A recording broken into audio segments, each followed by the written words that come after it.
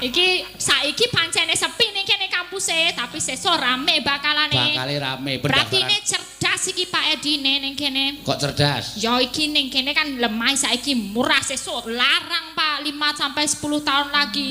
Saiki aku arep nembusi Pak Edi, aku arep gawe kos ning kene pokok men jajar iki ne. Sesuk ben nek bolos gampang mahasiswane tinggal mlumpat pager. Ya kok ancamanmu kok nek bolos ki piye?